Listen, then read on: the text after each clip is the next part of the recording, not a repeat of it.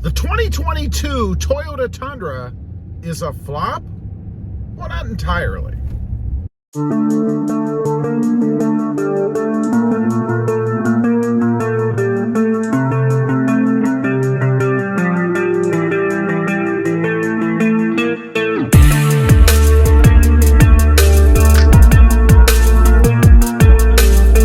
Well, good afternoon, everybody, and welcome back to Rob Motive FST.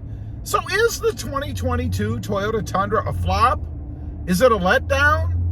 Well, I'd say not entirely, but it does have some flop characteristics to it. Now, first of all, I understand there are the Toyota faithful out there, the fanboys and fangirls, if you will. We're going to completely disagree with me. Now, I'm not really directing this video to you folks, because I know you love your Toyotas, particularly the Toyota Tundra, and it doesn't matter what Toyota put out. If they called it redesigned, if they called it new, you would love it. I'm talking to everybody else, the even-minded, those that are open to criticism, let's say. I mean, this is the brand new, redesigned, mind-blowing Tundra. Surely we can look at it with a sharper eye. And that's what I'm doing. Because let me say, first of all, I don't hate the truck. I don't even dislike the truck. I think the truck is fine. But that's all it is. It's just fine. What Toyota did, in my opinion, is they brought the truck up to, right at the bottom, up to what all the other manufacturers out there are already doing. Now, when I say right to the line, it's because they didn't give us anything that's mind-blowing, that's earth-shattering. It's just average. Now, there was a cost in doing that to us in more ways than one. First of all, they raised the price. I mean, the price has gone up. So if you want a brand new Tundra, regardless of whether you think this particular one is earth-shattering or mind-blowing, you're going to pay more money for it. And right now, you're going to pay probably a market adjustment for it because they're in short supply. There is demand for them, and it's new. That's unfortunately just the way that it is. Now, how did they let us down otherwise? They took away our V8. Our V8 is gone. Now, some people will say that this new Tundra is more powerful than the V8. I'd say it has more torque, for sure. I've experienced it myself. I've driven the truck, and I would say it is more torquey. But that's about where it ends. It doesn't have that feel that the V8 has, that powerful feel. You know, I'm in a V8 right now. It's a 2021 5.7 liter, and it feels powerful. I can hear it, I can feel it in the pedal, and it is awesome. I didn't get that experience with the 2022 Tundra. It doesn't make any noise. It's very quiet, which I know a lot of people may like. Me personally, I like to hear my exhaust a little bit. I like to hear that V8 roar.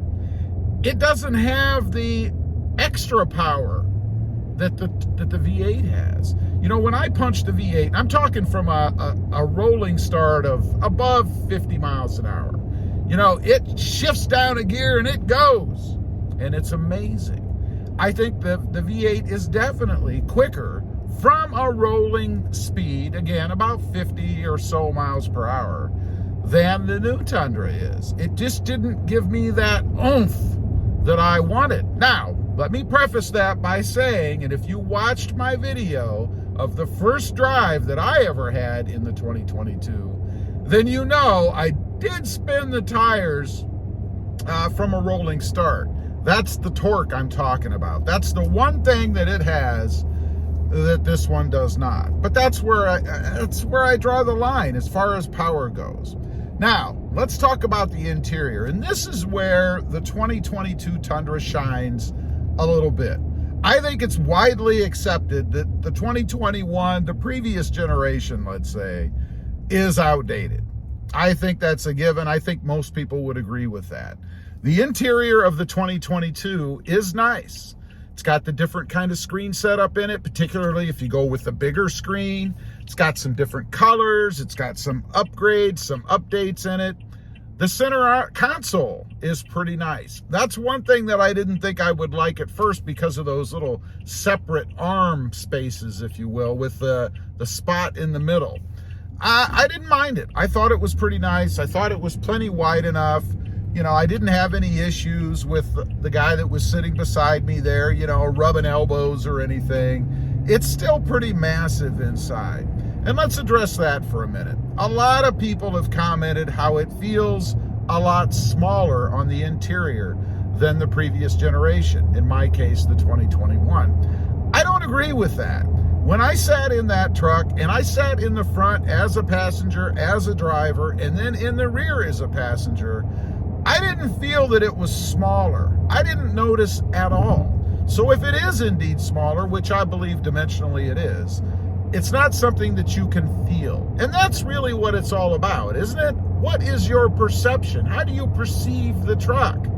I didn't feel like it was any smaller inside. I thought it was perfectly fine. I really wouldn't want it to be any bigger, because if it were, the truck would grow even more than it already has.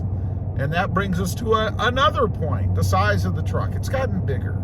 It's gotten a little bit longer. You know, I don't know if you've ever went out to look at a full-size truck, maybe bought one even, got home, and it didn't fit in your garage. I almost made that mistake once, and coincidentally, it was with a full-size Tundra. I took it home because I was aware that it could not fit, potentially. So I took it home, and it didn't fit. It hung out of my garage about 3 feet. So there was no way I was going to get that truck. And I just wonder how many people have experienced and been very disappointed of the same thing. And I wonder if that might have something to do with why you're seeing some of the new Tundras popping up on the used market. I mean, the truck's barely been out. There must be something folks don't like about that truck. Otherwise, why would you spend the premium? I'm assuming they paid a market adjustment to be one of the first to get that truck and then get rid of it a month or less than a month later. I don't know, kind of strange.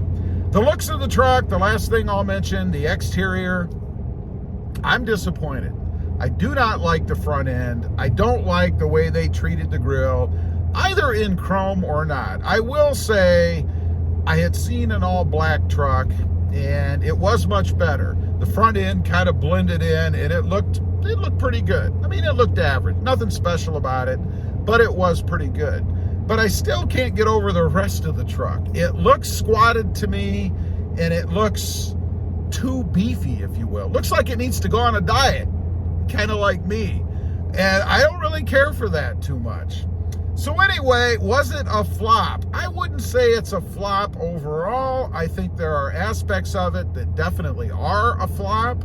I think Toyota missed the mark on it a little bit. I think there's more that they could have done, maybe less that they could have done. And they certainly didn't provide us with a mind-blowing truck as they promised. Anyway, leave a comment. Let me know what you think, particularly if you have one and you're open-minded. Have you been disappointed by it at all? Are you perfectly happy with it? Do you see the 2022 Toyota Tundra as something other than a flop, a mind-blowing truck? I'd be curious to know. Leave a comment. Also, real quick, I do have an additional channel. It is Rob Motive, all about my 2021 Toyota Tacoma. And I have another one as well, Rob Motive JT, all about my 2020 Jeep Gladiator. Check them out, and if you're interested, please consider subscribing. Don't forget to click that notification bell so that you don't miss out on any upcoming videos. And do me a favor, smash that subscribe button on the way out. Thanks for watching. Stay safe out there. Bye.